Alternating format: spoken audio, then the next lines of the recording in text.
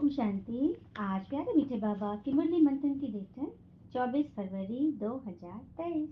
तो आज मीठे बाबा अपने बच्चों से कह रहे हैं, अभी ये तुम्हारा अंतिम जन्म है, खेल पूरा होता है, इसलिए पावन बन घर जाना है, फिर सतयुग से हिस्ट्री रिपीट होगी। भगवान ने आकर सबसे पहले ये बताया है कि यह तुम्हारा अंतिम जन्म है, क्योंकि अब सृष्टि का चक्र पूरा हो रहा है, खेल पूरा हो रहा है, तो पावन बन घर जाना है, फिर से सतयुग से नई चक्र रिपीट होगी, मतलब हिस्ट्री रिपीट होगी। प्रश्न, घर बार संभालते हुए कौन से कमाल तुम बच्चे ही कर सकते हो? घर बार संभालते पुरानी दुनिया में रहते सभी से ममत मिटा देना, देश सही जो भी पुरानी चीज है उन्हें भूल जाना, यह है तुम बच्चों की कमाल। इसे ही सतोप्रधान संन्यास कहा जाता है, जो बाबा ही तुम्हें सिखलाते हैं। तुम बच्चे से अंतिम जन्म में पवित्र रहने की प्रतिज्ञा करते हो, फिर 21 जन्म के लिए पवित्रता कायम हो जाती है। ऐसी कमाल और कोई नहीं कर सकता। देखा, बाबा कह रहे हैं कि यह तुम्हारा अंतिम जन्म है, तो तुम्हें यहाँ पर सत्व प्रधान संन्यास अर्थात सत्य धर्म के लिए दैविक गुण स्थापन करने के लिए जो कमी कमजोरियों का संन्यास करते जाओ, यही है सत्व प्रधान संन्यास। तो इसके लिए प्रतिज्ञा करते हैं, 21 जन्म के लिए हम सत्युग स्वर्ग में पहुंचते हैं, जहाँ हीरे जवाहर के हमारे महल होंगे। तो ऐसी कमाल वाली दुनिया में भगवान के सिवाय कोई भेज सकता है क्या? गीत है, तुम ही हो माता पिता, तुम ही हो, तुम ही हो बंधु सखा, तुम ही हो। ओम शांति। बच्चों ने ओम शांति का अर्थ बिल्कुल सहज समझा है। ओम शांति का अर्थ सब कुछ समझे। ओम शांति में संसार की समस्त शांति की, पूरी सृष्टि की शांति की अथॉरिटी शामिल है। ओम शांति माना मैं आत्मा शांत स्वरूप। ओम शांति माना मैं आत्मा शांति के सागर शिव पिता की संतान। और तीसरा, मैं आत्मा शांति धाम की रहवासी। तो ये पूरी पूरी की पूरी शांति की अथॉरिटी इस ओम शांति के महामंत्र में निहित है। ठीक है, तो ये आके किसने बताया? शांति के सागर स्वयं भगवान ने। हम्म तो जितना जितना हम शांति में रहेंगे सहज रजाई प्राप्त करेंगे। कहाँ के लिए? सत्युग के लिए। उनको ही जीवन मुक्ति कहा जाता है। वहाँ रावण का ये भूत होता नहीं। कोई को क्रोध आता तो कहा जाता है तुम्हारे में यह भूत है। अच्छा, बच्चों को समझाया ओम का अर्थ, मैं आत्मा फिर मेरा शरीर। पहले आत्मा है फिर शरीर है। हर एक के शरीर रूपी रथ में आत्मा रथी बैठी हुई है। आत्मा की ताकत से ये रथ चलता है।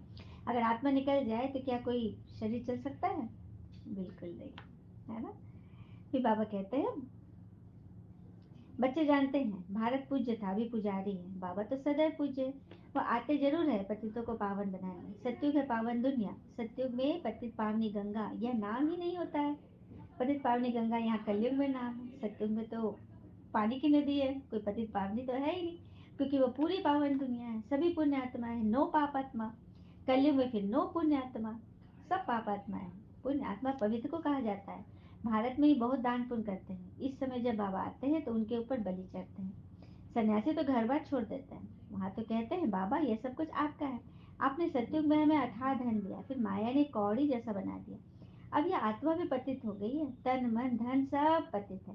आत्मा पहले पहले पवित्र रहती है, फिर पाठ बजाते बजाते पतित बन जाती है। गोल्डन सिल्वर इन स्टेजेस में वो आती है। हम्म तुम गाते भी आए ना कि तुम ही माता पिता। लक्ष्मी नारायण के आगे भी जाकर ये महिमा करते हो, तुम्हें जोड़े में जिनको देखेंगे तो वहाँ माता पिता गा देते हैं। पर तो उनको तो अपना एक बच्चा बच्ची होगा। लक्ष्मी नारायण को, गौरी शंकर को एक बच्चा होंगे, दो बच्चे होंगे। हाँ, सभी थोड़ी ना उनके बच्चे होंगे, सभी उनको माता पिता गाएंगे। तो यह रहस्य समझाना है। फिर बाबा कह रहे हैं फिर से तुमको राजयोग सिखलाता हूँ। बच्चों को समझाया कि इस रथ में रथी आत्मा बैठी हुई है। यह रथी पहले 16 कला संपूर्ण थी, अभी तो कोई कला नहीं। तभी तो गाते आए ना, मुझ निर्गुण हारे में कोई गुण नहीं, आप ही तरस परोई अर्थात रहम करो। मैंने अपने ऊपर खुद ही रहम करो। कोई में भी गुण नहीं है, बिल्कुल दुखी पतित है। तब तो गंगा में पावन होने जाते हैं, सतयुग में नहीं जाते। नदी तो वही है ना। बाकी हाँ, ऐसे कहेंगे इस समय हर चीज तमो प्रधान है। सतयुग में नदियां भी बड़ी साफ स्वच्छ होती हैं। नदियों में किचड़ा कुछ भी नहीं पड़ता। यहाँ देखो तो कितना किचड़ा है। मतलब यहाँ सागर कहो, नदी कहो, कुआं तालाब सब गंदे। उसी तरह से मनुष्य का मन भी एकदम दूषित हो गया है, विकारों से भरा पड़ा है। हाँ, तो ये बाबा कह रहे हैं कि अब देवी देवता धर्म की स्थापना होती है संगम पर। बाबा के आकर इस रथ में विराजमान होते हैं। घोड़े गाड़ी की बात नहीं है, इस रथ में साधारण बूढ़े तन में प्रवेश होते हैं, वह है रथी। गाया भी जाता है ब्रह्मा द्वारा ब्राह्मण रचे, वह है मुख वंशावली ब्राह्मण। सब बच्चे कहते हैं हम ब्रह्मा की मुख वंशावली बीके हैं। ब्रह्मा द्वारा भगवान ने ब्राह्मण रचे और ब्रह्मा मुख से जो ज्ञान सुनते हैं वही बन जाते हैं बीके। बाबा खुद कहते मैं इस रथ का रथ ही बनता हूँ, तुमको ज्ञान देता हूँ और शुरू इनसे करता हूँ। कलश देता हूँ माताओं को। ज्ञान का कलश किनको देते हैं? माताओं को। कि शुरू किनसे करते हैं? ब्रह्मा पिता से। फिर बाबा आत्माओं से बैठ कर बात करते हैं और कोई विद्वान यदि नहीं होगा जैसे आत्माओं से बैठ कर बात करे, क्योंकि मैं तुम्हारा पिता हूँ। तुम आत्मा निराकार हो, मैं भी निराकार हूँ। भगवान अपनी अपना परिचय दे रहे हैं। मैं ज्ञान सागर स्वर्ग का रचयिता हूँ, मैं नरक नहीं रचता हूँ। अच्छा, पुरानी चीज को रची जाती है क्या? नए कपड़े रचे जाएंगे? पुरानी चीज तो अपने आप ऑटोमेटिक हो जाएगी, ऑटोमेटिक व्यवस्था है उसकी, है ना। फिर बाबा समझाते हैं सब अपना अपना पार्ट कर रहे हैं, सभी आत्मा इकट्ठी होंगी। जब सब आ जाएंगे तब फिर जाना शुरू होगा, फिर विनाश शुरू हो जाएगा। भारत में अब अनेक धर्म है। हाँ, सन्यासी आदि को भी देखो कितने पूजते हैं। हाँ, और सन्यासी के वो भी शास्त्रार्थ पे बड़ा घमंड होता है। चलिए छोटा सा प्रसंग सुनते हैं अष्टावक्र जी के बारे में। तो एक ऋषि थे, उनको अपने शिष्य कहोड़ कहोड़ की प्रतिभा से बहुत प्रभावित हुए। तो उन्होंने अपनी पुत्री सुजाता का विवाह कहोड़ से कर दिया। सुजाता के गर्भ ठहरने के बाद ऋषि कहोड़ सुजाता को वेद पाठ सुना रहे थे। तभी सुजाता के गर्भ में जो बालक था उसने कहा अंदर से, पिताजी आप गलत पाठ कर रहे हो। इस पर कहोड़ को बहुत क्रोध आ गया और श्राप दे दिया कि हे पुत्र, तू अभी से मुझे सिखा रहा है, तू 8 स्थानों से वक्र टेढ़ा होकर पैदा होगा। कुछ दिन बाद कहोड़ राजा जनक के दरबार में एक महान विद्वान बंदी से शास्त्रार्थ में हार गए और नियम अनुसार कहोड़ को जल समाधि लेनी पड़ी। कुछ दिनों बाद अष्टावक्र का जन्म हुआ। बंदी बना दिया गया उनको। एक दिन माँ को पिता की सच्चाई पता चली। माँ से अष्टावक्र जी को माँ से पिता की सच्चाई पता चली तो अष्टावक्र दुखी हुआ। 12 साल का अष्टावक्र बंदी से शास्त्रार्थ करने के लिए राजा जनक के दरबार में पहुंचा। जिस बंदी से शास्त्रार्थ में उसके पिता कहोड़ हार चुके थे और बंदी बन गए थे, उनके बारे में जब उनको उनकी माँ से पता चला अष्टावक्र को, तो वो उस राजा जनक के दरबार में गए अपने पिता को छुड़ाने के लिए। और उस बंदी जिसने उनको हराया था उनके पिता को, उनको खुली चुनौती दी। लेकिन अष्टावक्र को देखकर सभी पंडित और सभासद हंसने लगे, क्योंकि वह 8 जगह से टेढ़े थे। उनकी चाल से ही लोग हंसने लगे। तभी अष्टावक्र सभी जो हंस रहे थे तो अष्टावक्र सब लोगों पर। जनक ने पूछा, हे बालक, सभी लोगों की हंसी समझ आती है लेकिन तुम क्यों हंस रहे हो?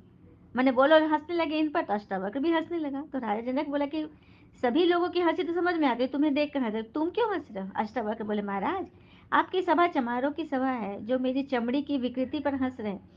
इनमें कोई विद्वान नहीं, ये तो चमड़े के पारखी है। मंदिर के टेढ़े होने से आकाश टेढ़ा नहीं होता और घड़े के फूटे होने से आकाश नहीं फूटता। इसके बाद संस्थान में बंदी की हार हुई और अष्टावक्र ने बंदी को जल में डुबोने का आग्रह किया। बंदी बोला, मैं वरुण पुत्र हूँ और सब हारे ब्राह्मणों को पिता के पास भेज देता हूँ, मैं उनको वापस बुला लेता हूँ। क्या बात है, जल समाधि जो ले लिया था ना उन्होंने, कहोड़ उनके पिता ने, तो बंदी बोला मैं वरुण पुत्र हूँ और सब हारे हुए ब्राह्मणों को मैं वापस बुला लेता हूँ। और उसने जब जल से बुलाया तो उसके पिता कहोड़ जी वापस आ गए। उसके बाद राजा जनक ने अष्टावक्र अपना गुरु बना लिया और उनसे आत्मज्ञान प्राप्त किया। राजा जनक और अष्टावक्र के संवाद को हम अष्टावक्र गीता के नाम से जानते हैं। जैसे कहते हैं ना, जैसे आभूषण के पुराने या कम सुंदर होने से सोने की कीमत कम नहीं होती, वैसे शरीर की कुरूपता से आत्म तत्व कम नहीं होता। यदि शरीर कुरूप है, हाँ, तो आत्मा का गुण कम नहीं होता। लेकिन हाँ, शरीर यदि बहुत सुंदर होते हुए आत्मा में गुण नहीं है, तब उसकी कोई वैल्यू नहीं। इसलिए कहाँ गुण भरना है? आत्मा में गुण भरना है। शरीर चाहे कैसा भी हो, कितनी भी तरह से टेढ़ा हो, लेकिन आत्मा को स्वच्छ बनाना है। उसी के लिए तो भगवान यहाँ आए हैं। कहते हैं बाबा, द्वापर से रावण का राज शुरू होता है। राम राजे ब्रह्मा का दिन और रावण राजे ब्रह्मा की रात। अब बाबा कब आए? जब ब्रह्मा की रात पूरी हो तब तो आए ना। और इसी ब्रह्मा के तन में आए तब तो ब्रह्मा से ब्राह्मण पैदा हो। उन ब्राह्मणों को राजयोग सिखलाते हैं। बाबा कहते हैं जो भी आकारी व साकारी या निराकारी चित्र हो, उनको तुम्हें याद नहीं करना है। बाबा कहते किसी चित्र को भी याद मत करो, बस विचित्र को याद करो जिसका कोई चित्र न हो। फिर बाबा कहते हैं कि इस समय आत्माएं सभी माया की मत पर चल रही है। परमात्मा सर्वव्यापी कहना यह माया की मत है। कभी कहते सर्वव्यापी, कभी कहते 24 अवतार लिया मैंने। अरे तो मैं सर्वव्यापी कहाँ हुआ? जब मैंने जन्म लिया बार बार, तो मैं तो एक अवतार में आया हूँ ना। जिन जिन अवतार का नाम है कछमच बावन, सब अवतार में आया हूँ, तो मैं सर्वव्यापी कहाँ हूँ? सब में तो व्याप्त नहीं हूँ, मैं तो किसी एक रूप में आया हूँ। तो इसी बात से बाबा कहते कि सबको क्लियर करो। हम्म? गांधी जी चाहते थे राम राज हो, अभी कहते हो ऑल माइटी राज हो, वन रिलीजन हो, लेकिन वन रिलीजन कैसे होगा जब इतनी सारी रिलीजन है? तो वन रिलीजन कैसे होगा? इसी की तो मारा मारी चल रही है, लड़ाई, है ना? तो इसे तो बाबा कहते हैं एक पिता दूसरा न कोई, वही सच्चा पातशाह है सच सुनाने वाला। तो तुम्हें कोई को भी याद नहीं करना है, शिव का जो चित्र है उनका भी ध्यान नहीं करना है, क्योंकि शिव तो ऐसा है नहीं। जैसे हम आत्मा है वो भी परम आत्मा है, कोई मूर्ति नहीं है उनकी, वो तो निराकार है। हुँ? तो बिंदु को याद करो। हुँ? फिर बाबा कहते हैं अभी तो बिल्कुल ही सभी कंगाल बन पड़े हैं, लड़ते झगड़ते रहते हैं, बंदर से भी बदतर है। बंदर में 5 विकार बहुत कड़े होते हैं, देह अहंकार भी बंदर जैसा और कोई में नहीं होता। काम क्रोध लोभ मोह सब विकार बंदर में ऐसे होते हैं, बात मत पूछो। बच्चा मरेगा तो उनकी हड्डियों को भी नहीं छोड़ेंगे। मनुष्य भी आजकल ऐसे हैं, मतलब कह रहे हैं कि विकारों की मतलब पराकाष्ठा है। जबकि सत्युग में तो अकाले मृत्यु होता ही नहीं, वहाँ कोई रोते पीटते ही नहीं, क्योंकि वहाँ कोई शैतानी बुद्धि ही नहीं है, सभी सीधे सच्चे। भाई घर बाहर भी संभालो, उसमें रहते वैसे कमाल कर दिखाओ जो सन्यासी कर न सके। ये सतोपराध संन्यास परमात्मा ही सिखलाते हैं, कहते हैं ये पुरानी दुनिया अब खत्म होती है, इसलिए इनसे ममत मिटाओ, सबको वापस आना है, देह से जो पुरानी चीजें उनको भूल जाओ। ये 5 विकार मुझे दे दो, अगर अपवित्र बनेंगे तो पवित्र दुनिया में आ नहीं सकेंगे। बाबा से प्रतिज्ञा करो इस अंतिम जन्म के लिए, फिर तो पवित्रता कायम हो ही जाएगी। फिर से जन्म तुम विकारों में गोते खाकर एकदम गंदे बन पड़े, अपने धर्म कर्म को भूल गए हो। हिंदू धर्म करते थे, बाबा कहते तुम तो बेसमझ बन गए हो ना। क्यों नहीं समझते हो? भारत स्वर्ग था, हम ही देवता थे, मैंने तुमको राजयोग सिखाया। हम्म? सच का स्थापन करने वाले सदगुरु तो एक ही है, जो इस रथ में रथी बने हैं। अच्छा, मीठे मीठे बच्चों प्रति भगवान की नमस्ते, हम बच्चे की भी प्यारे बाबा को नमस्ते। धारणा के लिए मुख्य सार पहले पॉइंट, कोई भी चित्त का सिमरन नहीं करना है, विचित्र बाबा को बुद्धि से याद करना है, बुद्धि योग ऊपर लटकाना है, वापस घर चलना है, इसलिए देश सही सब पुरानी चीजों से ममत्व निकाल देना है, संपूर्ण पावन बनना है। वरदान, बाबा के राइट हैंड वन, हर कार्य में सदा एवर रेडी रहने वाले मास्टर भाग्य विधाता भव। बाबा के राइट हैंड बन, हर कार्य में सदा एवर रेडी रहने वाले मास्टर भाग्य विधाता बनो।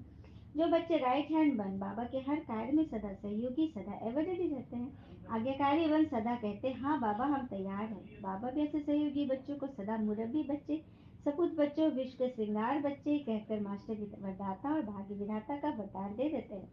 ऐसे बच्चे प्रवृत्ति में रहते भी प्रवृत्ति की वृत्ति से परे रहते हैं, व्यवहार में रहते अलौकिक व्यवहार का सदा ध्यान रखते हैं। क्या कहा बाबा ने?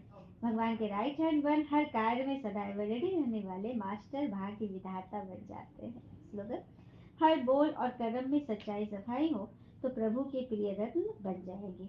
हर बोल और कर्म में सच्चाई सफाई हो तो प्रभु के प्रिय बन जाएंगे। अच्छा, ओम शांति। शुक्र मीठे बाबा, वो बाबा के प्यारे प्यारे बच्चे, आप सबका दिन सदैव शुभ हो। ओम शांति।